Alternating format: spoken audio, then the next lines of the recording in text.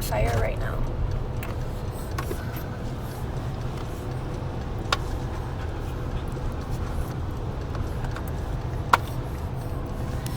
We're sitting across the street in my neighbor's driveway. And the fire department is inside putting out the fire. I am literally freaked out right now. So I think that's your husband in there with him now? Okay. Yeah. So just to let you know, so you're not kind of waiting out here. So some smoke sort of went up, kind of got the ceiling right above it. So we had to kind of tear into that just to make sure it didn't extend into the attic. Okay. So that's gonna have to be replaced, the sheetrock. It's a little bit messy in there, but that's it. It didn't go beyond the restroom. So it's all pretty minimal damage. Yeah. Okay. All right, you guys, so everything's okay. What are you doing? You got all the bracelets? Yeah? I'm just really freaked out right now. Like, my adrenaline is going a million miles an hour. I've never had my house catch on fire before. That was scary. I was terrified. I got everybody out of the house as fast as I could. I have never been so scared. I was crying. And I didn't grab my camera. Obviously, I'm filming this with my phone, which is why it's like really poor quality. I'm just like panicked. But they're leaving right now. The fire department is leaving. And here comes Trey. Oh, they're not leaving. They're still in there. Are you okay? Obviously, you're like coughing up a little bit. I was a minute ago. I think it was just my adrenaline going, honestly.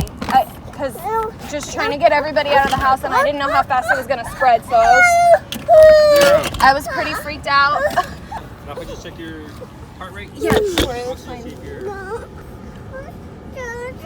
You want daddy? Hold on, baby. One second, honey. Oxygen's good. Heart rate's a little high. That's expected, right? Yeah. But should be okay. Should be good. Okay. Sir, we're going to take off. You good? I'm okay. All right. Like, just to tell you all again, we've killed all the power. Yeah. Until you get a licensed electrician, don't turn it on. Okay. But insurance, they should handle all this and pretty much start immediately.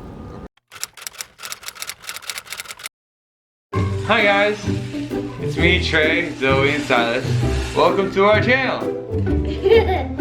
Today, we're making funny faces. Zoe, what's the funniest face you can make? I can make a scary one. Oh, that is scary. Stop it, you're scaring me. Don't look, Silas. What's up, guys? Welcome back to my channel. I know it has been a long time since I have uploaded a video for you guys. I'm so sorry about that. But as you can probably tell from the title of this video, we've been dealing with a lot. A lot for like the past couple of months. It's actually like super ironic that we're filming this video on the day after another tragedy happened. But we'll get into that later. Yeah. We've been dealing with a lot. So again, I'm so sorry, you guys. But we had a house fire. I'm just gonna jump right into the video because there's like so many details. Like I said, it's been a long time since I've posted anything on the channel. I have been vlogging, I have not been uploading, so I'm gonna hopefully insert like bits and pieces of what's been going on in here for you guys, and I'm just gonna catch you guys up. So basically about a week before Christmas. Yep, December 20th, 5 days. He knows the date. I was actually sitting on the couch breastfeeding my infant son, and I was just watching TV with my 2-year-old. He was at work, so I was home alone with the kids and waiting for my other 2 to get home from school. And all of a sudden, I hear a crash coming from my master bathroom. What was that? Damn it. You weirdo. Keep going. Love you. So instantly, I think that it's our shower curtain rod because that thing falls all the time. And I even remember groaning out loud and saying that I'm gonna fix it later. You're so distracting. I'm so sorry. I'm helping you. I'm giving your story life. You're so distracting. Okay, so normally when the shower curtain rod falls, it falls and that's it. There's like nothing else to that. Well, I'm still hearing sounds. I'm still hearing noises, and my anxiety is telling me that like somebody's breaking into my house right now, or I don't know. Like my mind is going to like the worst possible scenario. Sure. But I'm still hearing noises. I don't instantly like jump up and check on anything because I kind of think it's like all in my head. But then I heard the crackling, and the crackling was like, it was time to get up and check it out. And my dog got up and started to head this way to check it out. So as soon as I get into my master bedroom, I have like a clear view into our master bathroom, and I can already see the smoke. So I already know that there's a fire, but I couldn't remember if like we left a candle lit or like what it could possibly be. So I go and I look, and literally, you guys, my entire ceiling is in flames, and our bath mat is like, fire is like spreading on my bath mat. So this is one of those scenarios that like, if you do have anxiety, you might know what I'm talking about. I always go through like worst case scenarios in my head, and I always try to imagine how I'm gonna react in that situation. This is one of those scenarios where that completely came to life for me. And I kind of got to see how I was gonna act under pressure, under panic, in a worst case scenario situation. It's so weird because I feel like it happened in slow motion, but it all happened so fast. I saw the fire, and I instantly start going through my head like, what do I do? What am I supposed to do? And right off the bat, I decided that I'm not gonna go around looking for our fire extinguisher because I don't know where it is, to be honest with you. I know where it is now, but... Where is it? In the garage, right? It's not in the garage. You don't know where it is? No. We still don't know where it is? It's just one of those things that we're gonna have to, when this video is posted online, we will know where it is. Of course our house caught on fire. Because we don't know where our fire extinguisher is. Okay, so anyway, I eliminated the, like, me putting out the fire myself, not gonna happen. Especially since it's like my whole ceiling is on fire. Well, basically what had happened was our, what is it called, exhaust fan? The exhaust fan. The exhaust fan got left on, and an electrical fire sparked, and it just melted, like the whole thing. And then it fell from the ceiling. Flames continued to spread throughout like the insulation in the attic, across our ceiling. So the fire basically was just like spreading. And I knew instantly that I had to get everybody out of the house as soon as possible. So I rush out, I open the door, I tell the dogs to get out. Luckily, they did not start running across the street. They stayed in the yard. Thank God. I told Henley to go outside. She didn't have her shoes on. It was freezing cold and it was raining, but I didn't bother like getting a jacket for her or anybody. I just told her to go out on the front porch and wait for me. I was actually still breastfeeding throughout all of this, if like you can believe it. Like I still had like boob out. I had the baby on the boob, and I was just running back and forth. I believe it. So the first thing that I'm thinking is get everybody out of the house. Second thing that I'm thinking is call 911. So I rush over and grab my phone.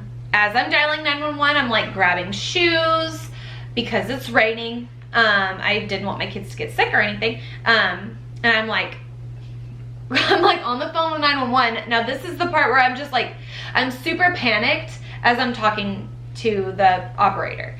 Like they're asking me what it is, and I'm like, my house is on fire, my house is on fire, like crazy, like help me. I remember thinking I needed to get like everybody in the car, because in my head I'm picturing like my entire house just like exploding. Okay, so I need everybody in the car, and originally I was gonna like drive far away from the house, far away from the flames, but the 911 operator told me not to do that. They told me to stay there and wait for the fire trucks and the EMS and like everybody. So what I ended up doing is I ran back inside to grab the baby's car seat, and I took it out on the porch. I buckled him in. I got everybody in the car, like muddy paws and all, and I just loaded everybody in, and we just backed into my neighbor's driveway. And dude, my adrenaline's going like right now, even just like putting myself back there, because it was so intense. Crazy. It was so intense. And I remember like in my mind, I'm thinking like the worst possible scenario. Like I'm in my neighbor's driveway staring at the house, and I'm picturing in my head, like I'm waiting for the flames to start coming up. Like I'm waiting for like explosions. Like I'm literally like waiting to watch my whole house burn down. And I didn't know how long it was gonna take fire trucks to come or anything. Now, all of that said, this ended up being like the best case scenario that it could have possibly been. And there's several reasons why. Number one, the fire trucks got there very, very, very quickly. Like crazy quick. Like I didn't realize they were gonna get there so fast. The second thing is, unbeknownst to me, I found this out later, the fire actually started right next to our main gas line.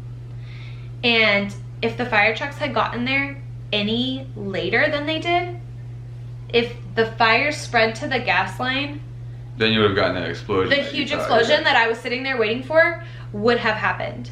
Another thing is, I got everybody out of the house before the smoke like filled the house. So nobody was like harmed at all. Nobody got any smoke inhalation. There's also like several other factors, like the fire didn't spread to, they didn't have to use water. Yeah, there's no water damage. They didn't have to use water because the fire, it didn't spread far enough. They were able to just pull down more ceiling, pull down more sheetrock, and basically drop the fire, which is ideal. I don't even know what that means, but... Well, the fire's spreading in the attic, so you just bust out, you basically remove the floor from the fire and make it drop down. And then there's nowhere for it to spread. It's genius, and I'm so happy that they didn't have to like, I really am, like, spray water in. So thankful. So, I mean, and then that's pretty much it. I was coughing a lot, and they did have me checked out. They checked my oxygen and everything. I was coughing from sheer adrenaline. I didn't have any smoke inhalation. I didn't have any like lung damage, like nothing. I was just so panicked that I was like coughing. I've never been that panicked before. So yeah, that's basically, I mean, that's the story of the fire. We didn't lose a lot of things in the fire. I lost Silas's rock and play, which is basically his little cradle that I keep by my shower so I can take a shower, by the bathroom whenever I need to go to the bathroom. That got ruined. Basically, yeah, I was gonna say. Some of your clothes got ruined. Our bath mats got ruined. The shower curtain and all that got ruined. But yeah, it burnt the tile, but they actually got that cleaned up. I was so surprised. I had to go and get him. He was not having it. Okay, so yeah, basically our house wasn't livable for like about a month. We lived with my in-laws, and that was really rough. Christmas didn't go as planned for us at all. First Christmas in the house with a newborn, like a whole family, everyone together. Did not work out that way. It didn't go as planned at all.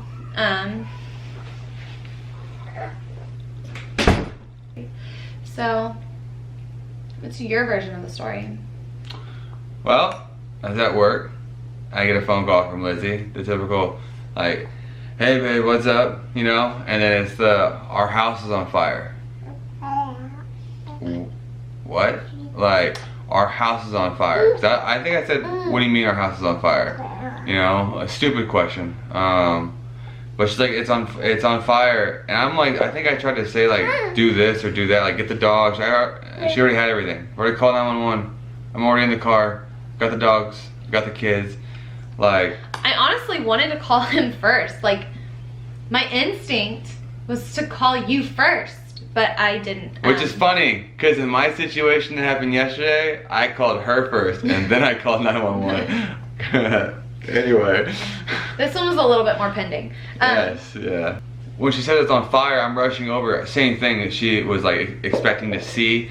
I was expecting to come home to flames in the sky, fire department, people with a hose out there, you know, cops roped off, like, no, don't come further. I was expecting that whole thing. When I got there, yeah, there was a fire truck, there was some cop cars, and I saw some people walking in and out of my house. No power. That was the main thing that sucked about this fire, is it scorched the main power line to the house from the outside circuit breaker to the inside circuit breaker. Right, that was another So, reason why our house wasn't livable. That was the whole thing. Is not only was there a hole in our ceiling and like, you know, our AC would go in and out, but we had no power because the fire took out the main power. And smoke did end up spreading. It spread, yeah, it killed, like, didn't kill, it messed up some clothes, so that's a cleaning process. But my whole thing was I was expecting, and it was more like, huh? But then you come inside, you're like, oh crap, okay. But she got everybody out safe, fast. The firefighters were all really impressed with it. I was really impressed with her. So the next hurdle was dealing with insurance and how the insurance is gonna handle all the repercussions of the fire. And that has been insurance is fine. whirlwind. Insurance has been good. It's just the contractors. If you've ever dealt with insurance, then you know how contractors can be. You know, they get... Well, it's a hit or miss, and this has been a miss This entirely. has been a miss. Entirely. They have had to come in and redo a lot of the projects. Things are not done right. They're taking too long. It took them over like 2 weeks to even get started, and it's been over 2 months and it's still not finished. They have to redo today work. I talked to them today and They they're have like, to okay, do work, we'll redo and they stuff. still have to clean up. We have a huge pile of like all the debris, the burnt, insulation, the burnt, everything that fell out of the ceiling. It's in our backyard still. Then Like, everyone took it away. That was part of my fee. it's beyond frustrating. Yeah. So, yeah, it's been crazy. It has been crazy. It's been crazy, you guys, and I'm so sorry that it's taken me so long to update you. I mean, obviously, if you follow me on Instagram or if you follow me on any social media whatsoever, then you probably already know all about this, because it's a lot easier for me to update social media than it is for me to edit and upload a YouTube video. I hid.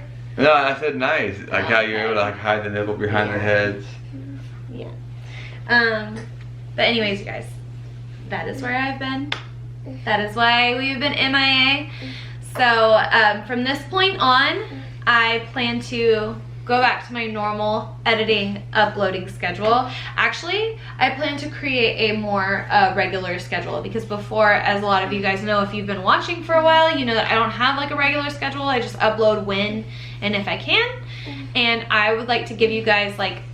It's good to be regular. I want to give you guys a regular schedule. You guys should be regular too. It's not menstruation. I was making like a bowel movement joke. Oh. I guess because Either way, you it's have more girl followers, right? I have no idea. Right, so that's gonna be it for this video. Thank you guys so much for watching. I really hope you guys enjoyed it. If you have any questions for me, or I mean anything, any suggestions about a new uploading schedule, because I need to figure that one out as well, leave all that in the comments below.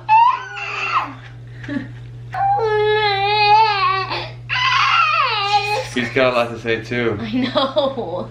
I was there. You panicked more than you used to claim. I said I was so panicked I was coughing. Yeah, you did say that. Bye guys.